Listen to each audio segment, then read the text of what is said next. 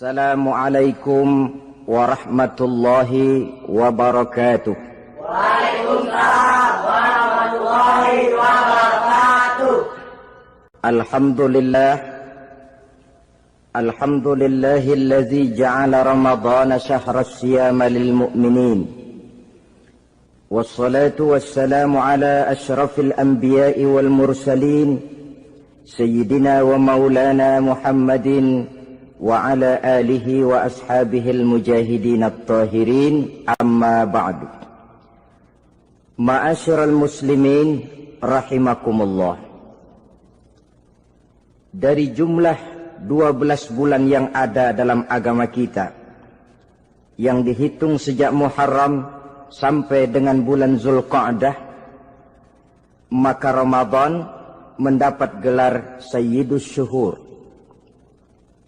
Sayyidus Syuhur artinya raja, penghulu atau tuan dari seluruh bulan. Apa sebabnya maka Ramadan ini dinamakan Sayyidus Syuhur? Sebab yang pertama, Ramadan dipilih oleh Allah menjadi bulan tempat di mana pertama kali diturunkan ayat-ayat suci Al-Quranul Karim. Allah tidak memilih Rabiul Awal, tidak Rajab, tidak pula Sya'ban misalnya, tetapi dipilihnya Ramadan untuk menjadi bulan di mana diturunkan ayat-ayat suci Al-Quranul Karim. Seperti yang dijelaskan dalam surah Al-Baqarah ayat 185, A'udzu billahi minasyaitonir rajim. Syahrul Ramadan allazi unzila fihi al-Qur'an hudan linnasi wa bayyinatin minal huda wal furqan. Bulan Ramadan, bulan di mana diturunkan di dalamnya Al-Quranul Karim yang merupakan petunjuk dan jalan menuju petunjuk bagi orang-orang yang beriman. Oleh sebab itu, salah satu bentuk ibadah yang sangat dianjurkan di bulan Ramadan diantaranya ialah memperbanyak membaca ayat-ayat suci Al-Quranul Karim. Yang kedua, Ramadan disebut Sayyidus Syuhur karena di dalamnya ada satu malam yang bobotnya khairun min alfi syahr. Satu malam tetapi lebih baik daripada 1000 bulan. Itu dinamakan dengan Lailatul Qadar. 1000 bulan kira-kira 83 tahun. Nilai ibadah di malam itu lebih baik daripada nilai ibadah 83 tahun. Padahal umur orang sekarang kan jarang yang sampai 83 tahun. Bagaimana ini harus kita pahami? Ma'asyiral muslimin, sejak kita akil balik sampai kepada usia kita yang sekarang ini, kalau kita mau jujur bercermin, rasanya kita harus mengakui banyak dosa dan kesalahan yang pernah kita kerjakan. Kalau kita berbuat dosa selama 40 tahun, kemudian kita bertaubat 20 tahun lamanya, kalau menurut rumus dagang, ini kan belum tertutup. Dosa 40 tahun ditebus dengan taubat 20 tahun. Tapi haruskah dosa tidak terampuni? Allah Subhanahu wa ta'ala Maha Penyayang. Disediakannya malam-malam yang istimewa, yang punya nilai khusus. Seolah-olah Allah berkata, hai manusia, kau tidak perlu putus asa. Bagaimanapun banyak dosa kau lakukan, bagaimanapun banyak kesalahan kau kerjakan, nih, aku sediakan satu malam khairun min alfi syahrin. Lebih baik daripada 1000 bulan yang disebut dengan Lailatul Qadar. Kapan sih Lailatul Qadar itu? Menurut Al-Imamul Ghazali, Lailatul Qadar itu adanya pada 10 hari yang akhir di bulan Ramadan, terutama pada malam-malam ganjil. Malam 21, 23, 25, 27, dan 29. Tapi orang yang ingin menemukan Lailatul Qadar, dia harus sudah berjaga sejak awal Ramadan. Jadi nggak boleh pakai ilmu ngincer. Tahu ilmu ngincer? Tanggal 20 Ramadan nggak terawih, 21 terawih, 22 perek lagi, 23 masuk lagi, 24 nggak ke masjid. Temannya tanya, kenapa nggak ke masjid? Ini kan bukan malam ganjil, nggak turun Lailatul Qadar. Saya kira yang kayak begini dapatnya bukan Lailatul Qadar, boleh jadi Lailatul Qadar. Orang yang ingin menemukan Lailatul Qadar itu, dia harus berjaga-jaga sejak awal Ramadan. Inilah di antara tugas kita, memanfaatkan waktu-waktu yang punya nilai istimewa. Itu ada dalam agama. Dalam setiap minggu ada hari istimewa. Dalam setiap hari ada jam-jam istimewa.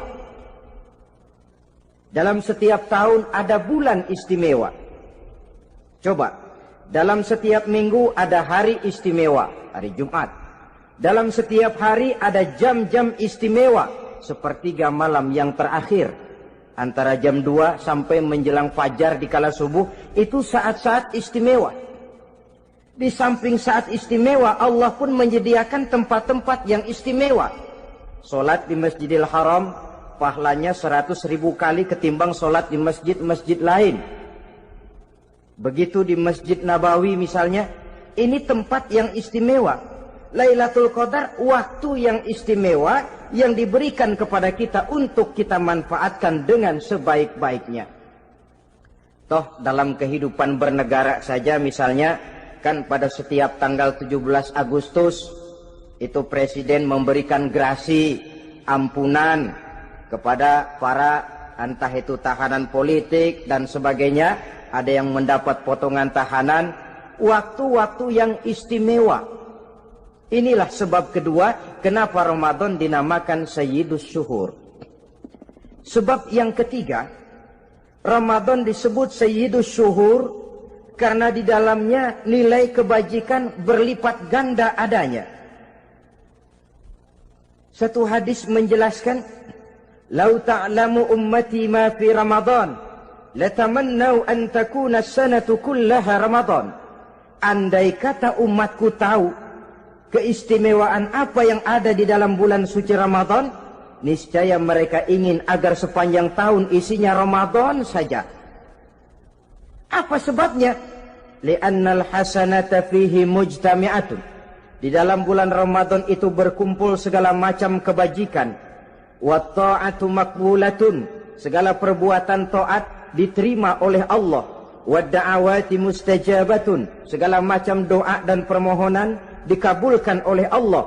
Wa dzunuba maghfuratun. Dan segala macam dosa diampuni oleh Allah Subhanahu wa ta'ala. Berlipat gandanya nilai kebajikan yang kita kerjakan di bulan suci Ramadan. Itu sebabnya seorang muslim dalam menyambut bulan suci Ramadan penuh dengan sikap kegembiraan. Kata baginda Nabi, "Man fariha bidukhuli Ramadan, haramallahu jasadahu 'alan niran."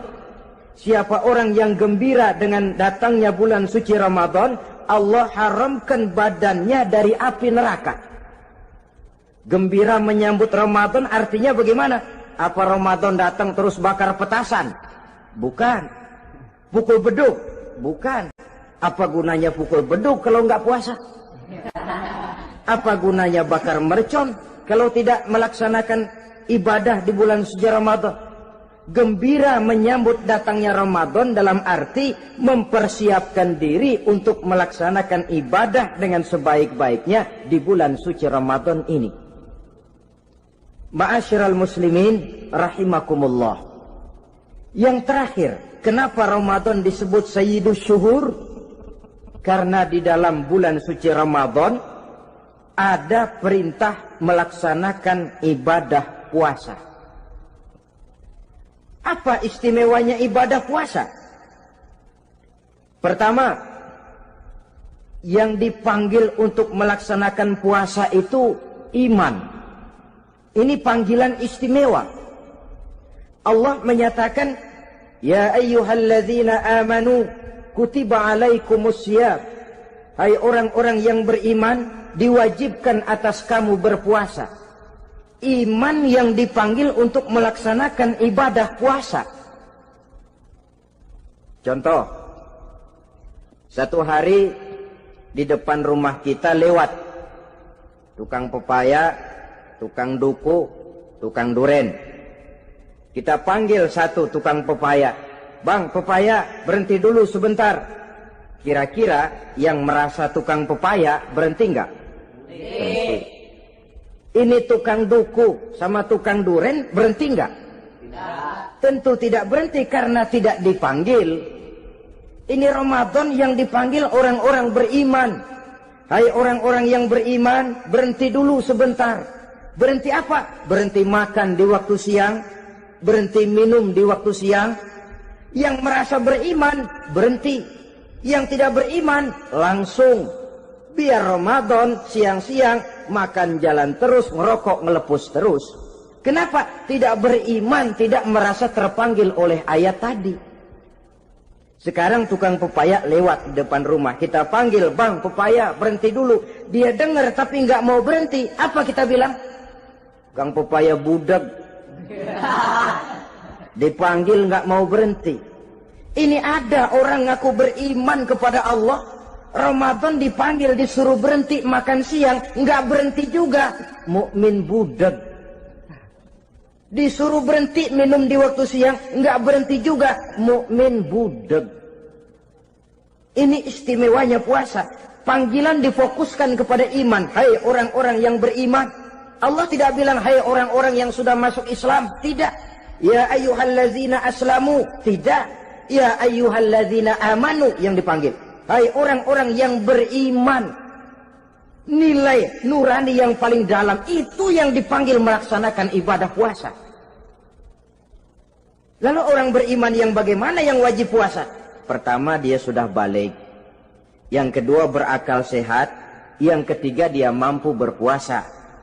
Orang beriman macam ini balik, berakal sehat, mampu melaksanakan puasa. Kalau cukup syarat ini, dia wajib puasa. Kurang syarat, tidak wajib puasa. Jadi kalau di bulan Ramadan ada teman kita tidak puasa, jangan heran barangkali syaratnya kurang. Cukup dalam hati saja, ini orang kurang syarat. Makanya nggak puasa. Pak, itu teman saya kok nggak puasa? Nggak puasa, nggak puasa. Dia bukan orang beriman kali ah. Orang yang tidak beriman itu tidak wajib puasa. Beriman kok pak? Iman. Tapi nggak puasa. Nggak puasa. Belum balik kali ah. Belum balik. Cuma badan doang gede. Bongsor kali itu. Belum balik. Sudah kok pak, sudah balik. Sudah balik, sudah. Tapi nggak puasa. Enggak. Gila kali dia ah. Gila kali, sebab orang yang tidak berakal itu tidak wajib puasa. Waras pak, dia tidak gila. Tidak gila, tidak. Barangkali dia tidak mampu melaksanakan puasa karena terkena uzur syar'i. Ini keistimewaan puasa yang pertama yang dipanggil melaksanakannya iman. Keistimewaan yang kedua, oleh karena yang dipanggil iman, maka puasa dinamakan ibadah sirriyah. Ibadah rahasia. Kalau kita sembahyang, orang lihat kan? Lihat enggak?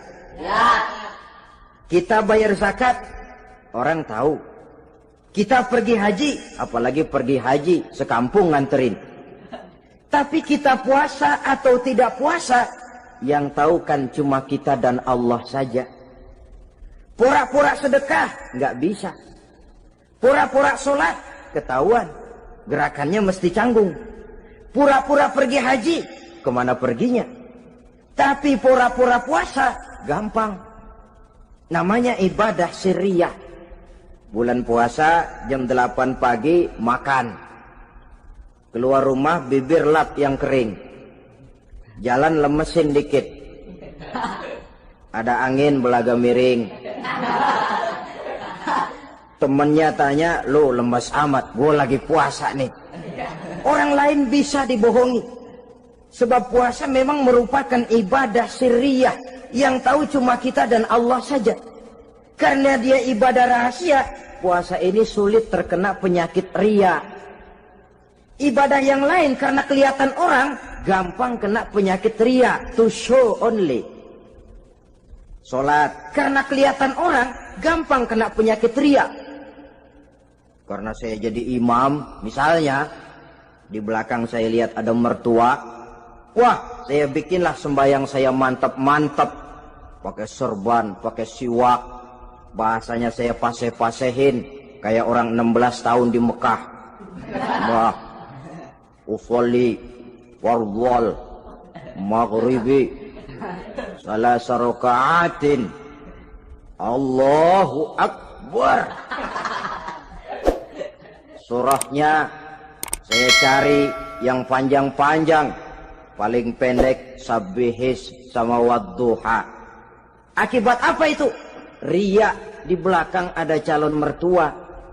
Tapi kalau sholat sendirian dalam kamar, boro-boro pakai serban dan siwak, kadang-kadang kaos kutang saja cukup.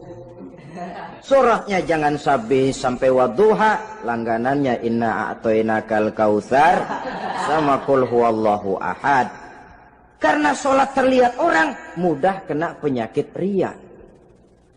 Sedekah pun begitu. Mulanya niatnya cuma mau sedekah 5.000, karena ada orang yang disedekahani naik 10.000, yang 5.000 sudah karena orang. Jadi ibadah yang lain itu mudah terkena riya, tapi juga mudah dinilai orang. Kita bisa saja bilang, itu orang sholatnya khusyuk ya.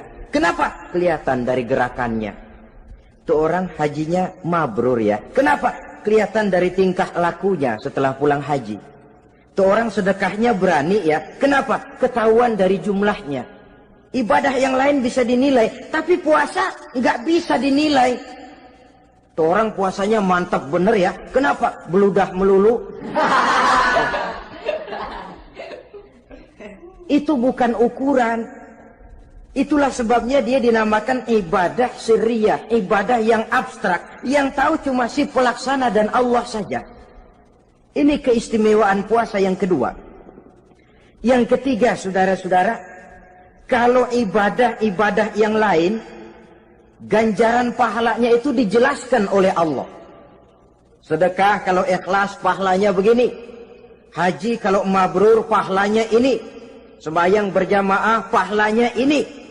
Untuk puasa tidak. Puasa Allah cuma bilang as-siyamu li wa ana ajzi bihi. Puasa adalah untukku, aku yang akan membalasnya. Berapa besar balasannya tidak dijelaskan oleh Allah. Apa artinya ini? Kalau saudara kerja, mandor bilang, sampean kerja sama saya, gaji 1 hari 5.000. Ketahuan kan, sehari 5.000. Kita bisa kong-kalingkong, ada mandor rajin, nggak ada mandor kendor. Pokoknya sehari 5.000. Tapi kalau mandor cuma bilang, kau kerja sama aku, soal gajimu nanti aku yang atur. Tidak dijelaskan berapanya, nanti aku yang atur. Ini kan mestinya kita kerja hati-hati. Sebab apa? Mungkin gaji kita lebih besar dari jumlah 5.000 kalau kerjaan memuaskan. Mungkin tidak digaji sama sekali kalau kerjaan berantakan. Tidak dijelaskannya pahala puasa menjadi sugesti bagi kita untuk melaksanakan ibadah ini dengan sebaik-baiknya. Mungkin gaji sangat besar, mungkin tidak digaji sama sekali. Sebab kata Nabi, kam min shaimin laisa lahu min siyamihi illa al-ju' wal 'atsh. Berapa banyak orang puasa, dia tidak memperoleh apa-apa dari puasanya kecuali lapar dan haus saja. Puasa sah, kewajiban gugur, nilai 0. Tidak dapat apa-apa kecuali lapar dan haus. Jadi inilah keistimewaan daripada ibadah puasa. Saudara hadirin yang saya hormati, kemudian apa sih perlunya kita melaksanakan ibadah puasa ini? namanya syahwat. Kalau itu kita kendalikan, maka langkah hidup ini akan menjadi lurus karenanya. Benar kalau Nabi menyatakan, "Iza jaa Ramadan, futihat abwabus sama, wa ghulliqat abwabun nar, wa sufsidatis sayatin." Apabila datang bulan suci Ramadan, dibuka pintu langit, dibuka pintu surga, ditutup pintu neraka, dan diikat setan-setan itu. Siapa yang ikat setan? Puasa kita. Dengan puasa kita mengendalikan nafsu. Kalau nafsu kita kendalikan, setan nggak berkutik. Jadi yang mengendalikan nafsu itu nilai puasa. Nafsu terkendali, setan terikat. Kalau puasa, kalau nggak puasa, setannya ngebludak. Jadi jangan digambarkan, wah kalau bulan puasa setan dirantai. Rantainya kayak apa? Yang rantai siapa? Arti setan diikat di sini ialah nafsu dikendalikan. Dengan apa? Mengatur makan dan minum. Puasa kan sebenarnya logikanya mengatur perpindahan waktu makan dan minum saja. Apabila perut besar ini teratur demikian rupa, syahwat tidak menggelegak, dia terkendali. Dengan hidup pandai mengendalikan nafsu, iblis tidak berdaya dan tidak berkutik. Ma'asyiral muslimin rahimakumullah, Nabi bersabda, "La yu'minu ahadukum hatta takuna hawahu taba'an lima ji'tu bih." Belum sempurna iman kamu kalau nafsumu belum ikut apa yang aku bawa. Yang dibawa Nabi tidak lain daripada syariat, termasuk di dalamnya pelaksanaan ibadah puasa. Karena itu saya pesan kepada seluruhnya, jangan kalau puasa kayak orang ngancem. Siang bisa mengendalikan nafsu, tapi begitu maghrib berbunyi, nafsu sudah tidak terkendalikan lagi. Itu namanya puasa orang ngancem. Kayaknya, biarin siang gua tahan, ntar lo maghrib. Begitu maghrib berbunyi, sudah macam bendungan pecah. Semua isi meja pindah ke perut. Akhirnya, kalau siang dia setengah mati kelaparan, habis buka setengah mati kekenyangan. Dua-duanya jelek. Kalau sudah kekenyangan, yang enak kan ngukur balik. Tidur. Maghrib liwat, isya out, trawek boten. Temennya nyamper ke masjid yuk trawek duluan deh, gua kenyang bener nih. Kenyang. Berbuka itu yang bagus pakai etik ya, etika buka itu. Maghrib berbunyi, cukup seteguk air, 3 butir korma atau sepotong kue. Sholat maghrib. Selesai sholat maghrib, masuk ronde kedua. Waktunya agak panjang, makan ala qadarnya. Selesai makan, berangkat ke masjid, isya, tarawih. Pulang tarawih, masuk ronde ketiga. Waktunya panjang, mau habis-habisan juga nggak apa-apa. Tapi kalau begitu maghrib berbunyi langsung dipukul 1 ronde, kita yang rubuh. Kekenyangan. Waktu siang dia sanggup mengendalikan nafsu, tapi begitu maghrib berbunyi, nafsu sudah tidak terkendali lagi. Asar pengaruh puasa tidak akan membekas dalam jiwanya. Siang jelas puasa, nggak boleh ngerokok. Begitu maghrib sampai imsak kayak lokomotif, kelebul nggak berhenti-berhenti. Tidak lagi sanggup mengendalikan diri, mumpung boleh katanya. Sampai pernah kejadian ada orang bangun sahur kesiangan, bingung dia waktunya tinggal dikit. Mau sahur dulu nggak keburu ngerokok, mau ngerokok dulu takut nggak keburu sahur, akhirnya bareng. Sebelah nyuap nasi, sebelah ngerokok. Itu macam mana rasanya kalau sudah kayak begitu? Padahal pengaruh daripada melaksanakan puasa akan terlihat dari sejauh mana seseorang dalam hidup mampu mengendalikan nafsu. Bukan pada waktu memang dilarang, tapi pada waktu diizinkan. Di situ yang paling kelihatan. Kalau waktu siang saudara mampu mengendalikan nafsu, itu jelas saja memang seharusnya wong puasa. Malam dalam keadaan makan boleh, minum boleh, masih mampu mengendalikan nafsu. Dalam arti makan dan minum pada batas yang wajar saja. Itulah yang dikehendaki dari melaksanakan ibadah puasa. Sehingga ibadah itu membekas dan ikut membentuk kepribadian orang. Sekali lagi, jangan cuma waktu siang saja bisa mengendalikan nafsu. Di waktu malam pun dalam kondisi yang memang dihalalkan, kita juga hendaknya mampu mengendalikan nafsu. Jadi inilah perlunya puasa yang pertama, supaya kita bisa mengendalikan nafsu. Yang kedua, puasa itu melatih kita hidup sederhana. Orang sufi mengajarkan, orang yang paling kaya ini sebenarnya orang yang hidupnya paling cukup. Sedangkan orang miskin adalah orang yang kebutuhannya kelewat banyak. Maka yang paling kaya, bahkan yang maha kaya, itu sebenarnya cuma Allah. Sebab apa? Dia nggak perlu apa-apa.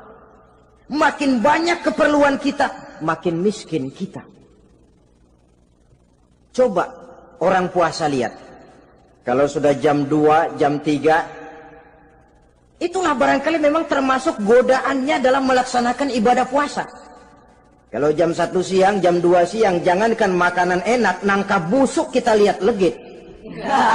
Barangkali cobaan di dalam melaksanakan ibadah puasa. Tapi kalau sudah maghrib berbunyi, berbuka kita kena seteguk air, sepotong roti, 3 butir korma, kenyang rasanya. Kemana keinginan yang tadi begitu menggebu-gebu? Oh, bisikan nafsu rupanya itu. Makin dalam kita merenung, makin sampai kita kepada bentuk kesederhanaan di dalam hidup ini. Puasa membentuk pribadi seorang muslim untuk jauh daripada sifat tamak bin rakus alias rakah. Tamak itu berasal dari kalimat toma dalam bahasa Arab yang sifatnya sudah terukir dari hurufnya. Huruf to, tengahnya bolong. Huruf mim, tengahnya bolong. Huruf ain, mulutnya mangap, perutnya gede. Jadi orang tamak macam itulah. Apapun yang diberikan Allah tidak pernah ada cukupnya dan tidak pernah ada syukurnya.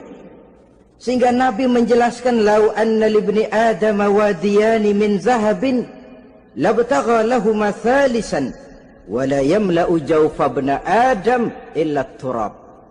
Andai kata manusia mempunyai 2 buah ladang yang seluruhnya emas, tidak usah kepalang tanggung, ladang emas, 2 ladang semuanya ladang emas, dia tidak akan puas, dia akan mencari lagi ladang yang ketiga.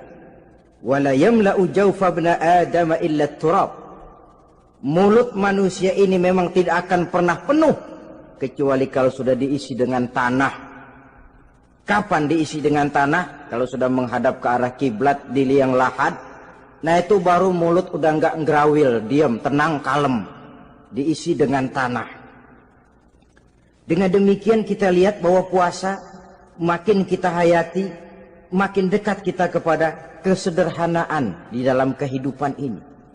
Islam tidak melarang orang untuk kaya, untuk punya harta. Yang dilarang ialah sifat rakus, serakah, dan tamak. Karena ini akan membuat orang melakukan segala macam cara, ingkar kepada nikmat Allah, tidak pandai bersyukur, pandangan matanya selalu diarahkan ke atas. Dikala hidupnya sudah serba cukup, dia masih merasa kurang. Sebab itu dia selalu kurang.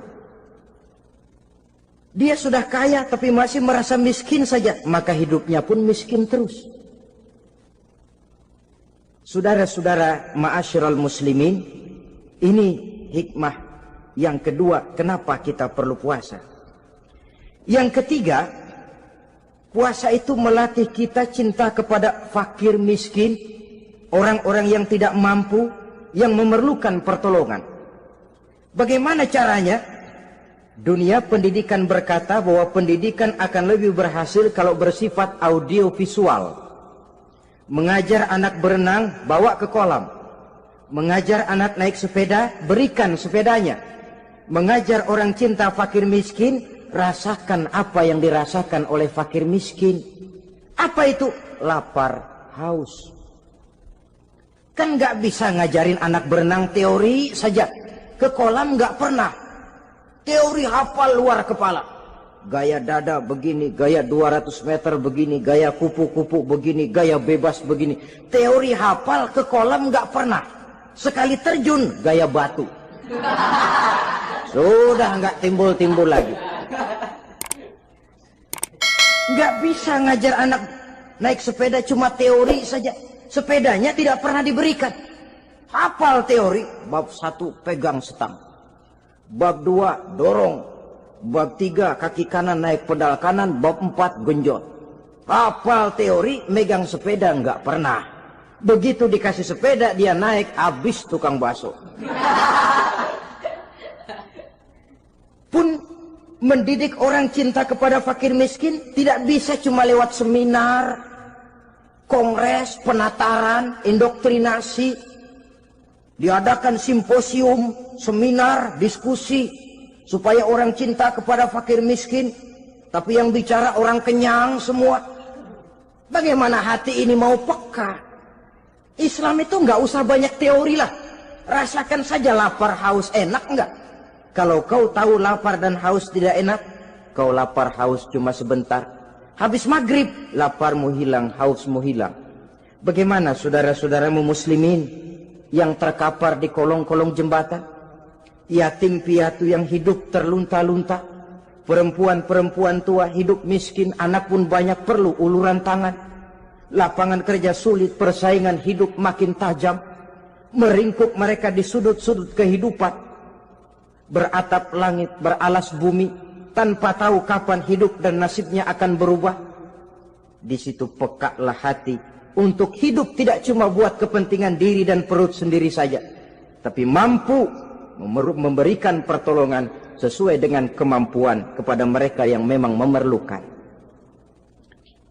Sebuah hadis menyatakan, irhamu ahlal ardi yarhamkum man fis sama. Sayangilah apa yang ada di permukaan bumi, nanti yang di langit akan sayang kepadamu.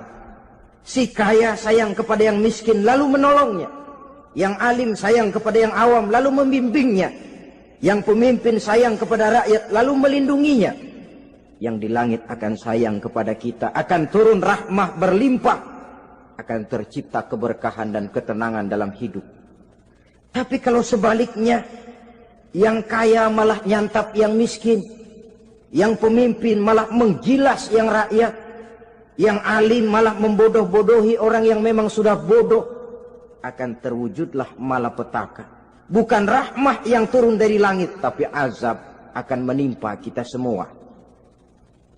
Orang yang menghayati lapar, menghayati haus, akan timbul kepekaan sosial. Hidup tidak cuma untuk diri sendiri saja, tapi mampu melihat lingkungannya.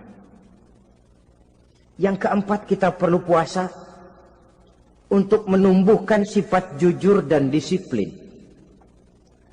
Coba lihat, kalau tengah hari bulan puasa, andai kata saudara masuk ke dalam kamar seorang diri, saudara kunci dari luar, lalu saudara makan, tidak seorang pun tahu. Tapi kenapa itu tidak kita lakukan? Ada semacam perasaan malu. Malu kepada Allah. Iya, orang lain tidak tahu. Iya, manusia bisa saya bohongi, tapi Allah. Atau umpamanya waktu sholat zuhur, saudara sholat zuhur di masjid, umpama ketika ngambil air wudhu, giliran ke kemur, saudara korupsi dikit aja, telan. Yang Nabi sumu tasihhu, berpuasalah kamu, badanmu akan sehat. Sebab apa? Saya katakan tadi, semua energi dihasilkan dari perut besar sini. Itu makanan yang kita makan, mulai dari keju sampai singkong, mulai dari hamburger sampai combro, masuk perut besar, digiling, lalu ditransfer ke seluruh tubuh oleh perut besar ini. Mekanisme kerjanya persis pabrik besar yang kalau kita hayati, Allahu Akbar, Fatabarakallah ahsanul khaliqin. Ini tangan supaya kuat kerja perlu vitamin apa? Kirim ke tangan.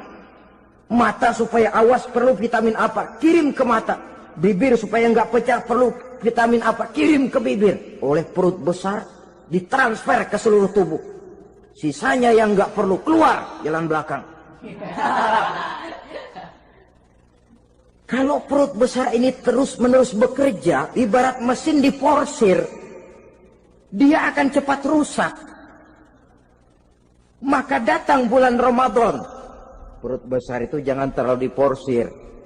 Diberikan tenggang waktu istirahat. Sehingga Nabi memberikan jaminan sumu tasihhu.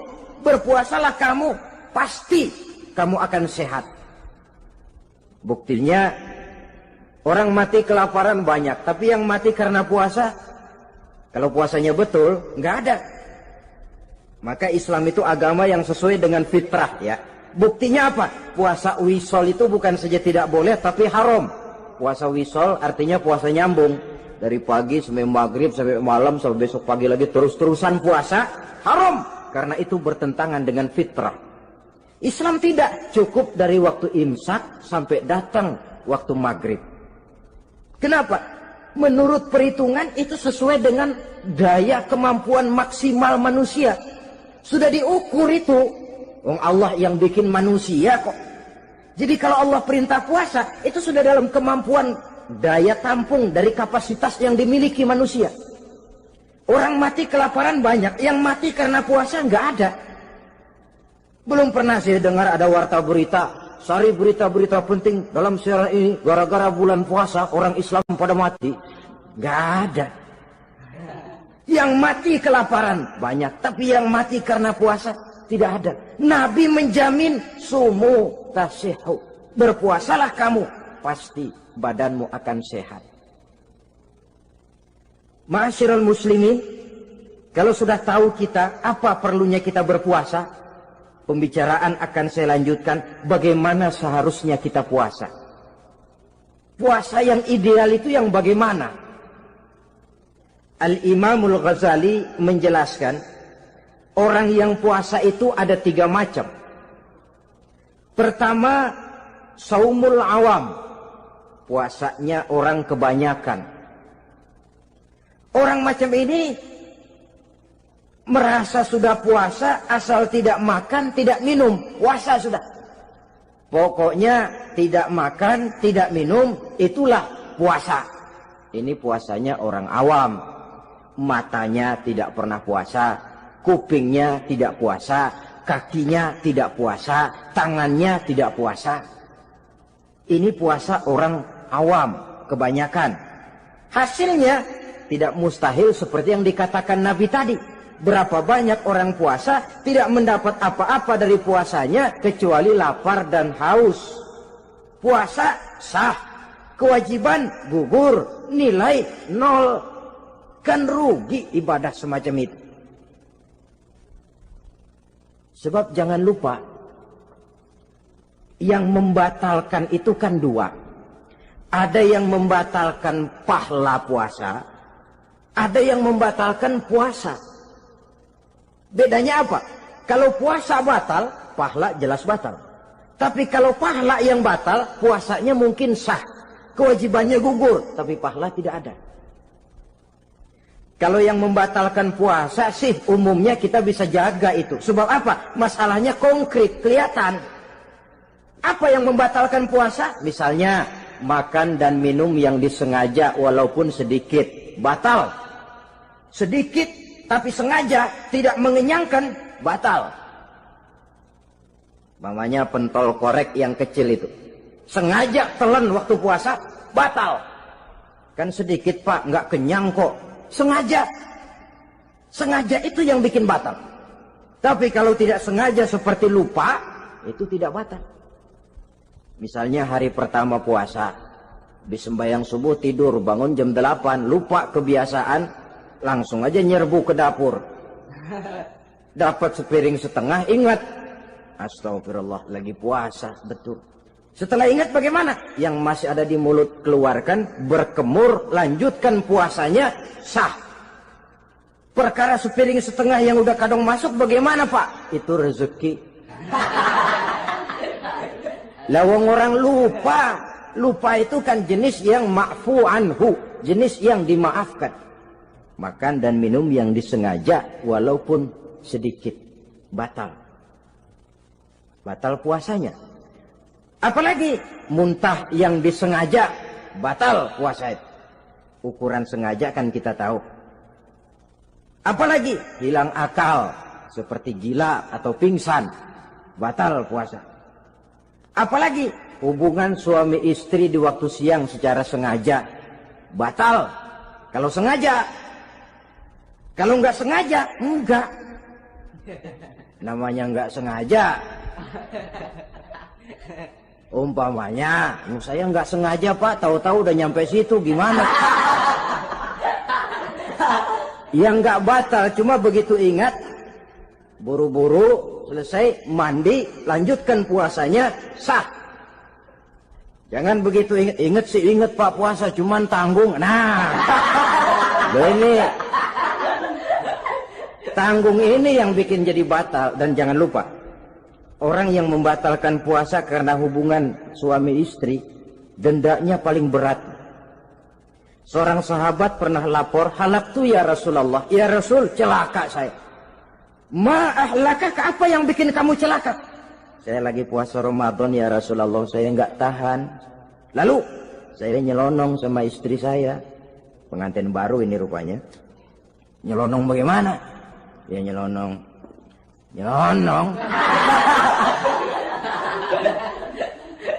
Melanggar dia, tapi jujur. Lapor. Kata Rasul, ya sudah bayar dendanya. Dendanya apa ya Rasulullah? Bebaskan budak. Aduh, saya nggak punya budak ya Rasulullah. Tidak punya? Tidak punya. Puasa 2 bulan berturut-turut. Tidak boleh diselang-seling. Syahraini mutatabi'aini. 2 bulan berturut-turut. Tidak boleh diselang-seling. Gimana? Sanggup puasa 2 bulan berturut-turut? Enggak kuat ya Rasulullah. Enggak kuat? Enggak kuat. Ramadan yang sebulan aja saya nyelonong. Apalagi 2 bulan. Kalau kau tidak kuat juga, beri makan 60 fakir miskin. 1 orang 1 mod. Ya Rasulullah. Apalagi? Jangan memberi makan 60 fakir miskin. Orang istri saya di rumah sehari masak, 3 hari libur. Saya orang susah ya Rasulullah. Saya pikir lagian ya orang kebangetan juga. Sudah melarat sama larangan berani. Rasul masuk ke dalam kamar, keluar kembali bawa sekeranjang kecil kurma. Kalau kau tidak punya apa-apa, bawa pulang ini. Sedekahkan kepada orang-orang miskin di kampungmu sebagai pembayar dendamu. Ya Rasulullah. Apalagi? Di kampung saya itu yang paling miskin saya. Waduh, rusak bener ini orang. Apa marah Rasul? Beliau malah senyum. Ya sudah, kalau memang yang paling miskin kamu, bawa pulang saja itu kurma, beri makan anak istrimu di rumah. Orang ini udah melanggar larangan, dapat kurma lagi. Yang kedua, watak hukum Islam itu elastis, fleksibel, tidak kaku. Tidak kalau sudah begitu ya mesti begitu, itu tidak. Yang sering kaku kan kitanya umat Islam di dalam memahami Islam. Saudara hadirin yang saya hormati, yang tidak boleh itu pun di waktu siang. Kalau malam sejak maghrib sampai sebelum imsak, pada awal perintah puasa tidak boleh. Tapi ternyata banyak juga yang nyerempet-nyerempet. Sampai Allah turunkan, uhilla lakum lailatas siyami arrafasu ila nisaikum. Dihalalkan bagi kamu pada malam puasa bergaul dengan istrimu. Jadi barangkali di antara pendengar ini ada yang pengantin baru, tolong sabarlah di waktu siang. Tunggu maghrib berbunyi. Kalau sudah maghrib habis buka, mau buka lagi juga nggak apa-apa. Terserah saja. Ini yang membatalkan puasa. Yang kita sulit mengontrol, yang membatalkan pahalanya. Apa misalnya? Ngomong-ngomongin orang.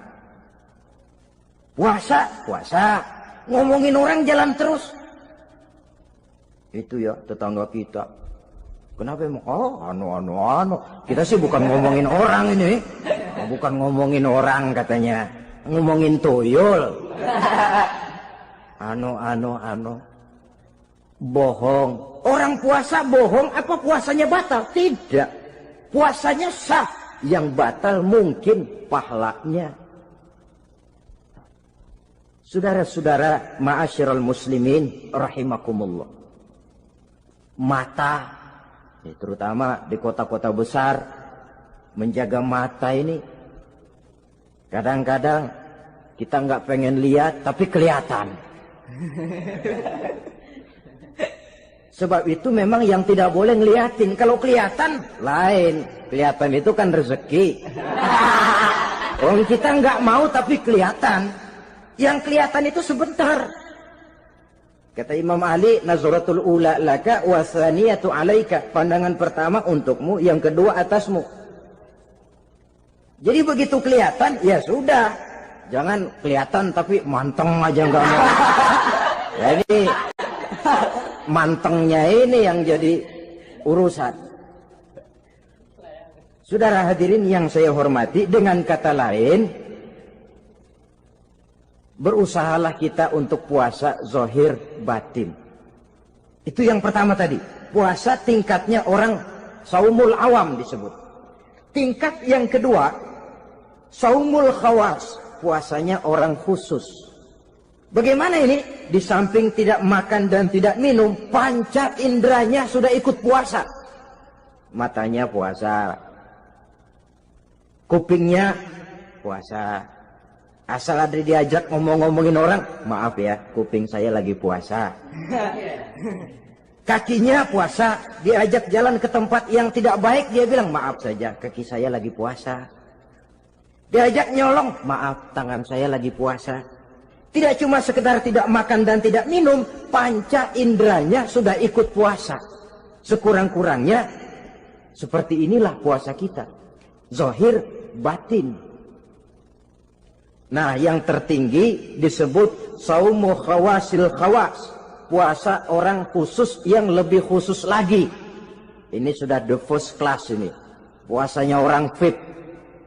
Bagaimana puasanya orang ini? Di samping tidak makan dan tidak minum, puasa panca inderanya, hatinya juga sudah ikut puasa dari seluruh keinginan yang selain Allah. Wah, ini kelas tinggi. Orang yang puasa macam ini, andai kata jam 3 sore dia berpikir, ntar sore buka pakai apa ya? Dia menganggap batal pahalanya. Kenapa? Masih mikirin makanan. Kalau kita kan bukan cuma mikirin, ngancem. Waduh, jam 5 di meja udah bederek es kopior, kelapa muda, cendol. Apa yang mau diminum lebih dulu? Tingkat yang tertinggi ini, hatinya juga puasa dari semua keinginan yang selain Allah.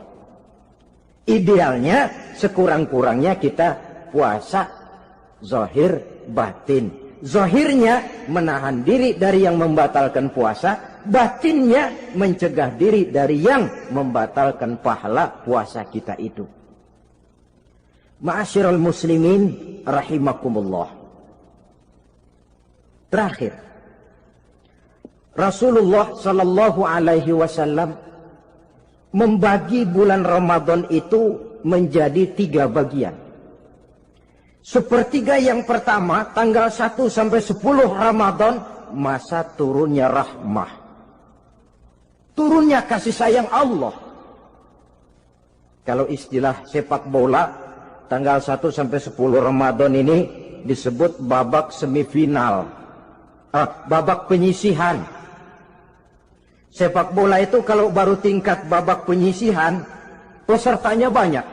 Seluruh kesebelasan turun bertanding. Babak penyisihan. Ramadan tanggal 1 sampai 10, babak penyisihan, putaran pertama. Pasaran puasa rame. Masjid musola full house.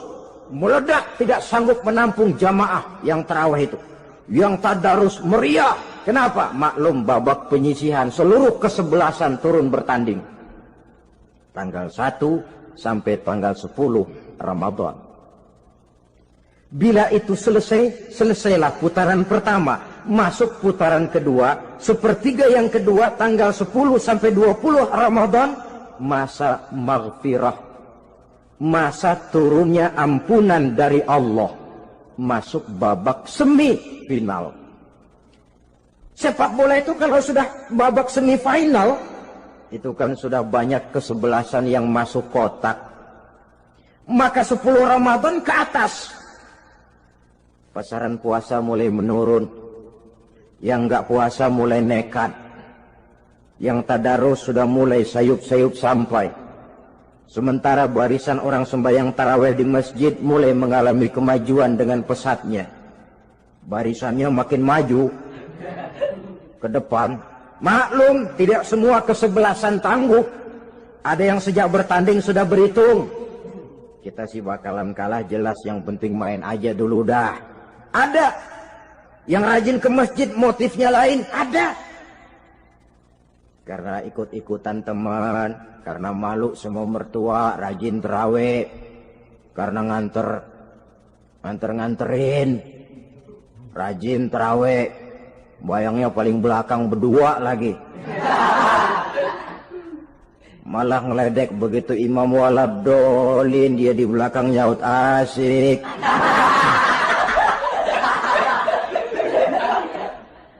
Yang kayak begini ini sudah nggak bakal tahan lama.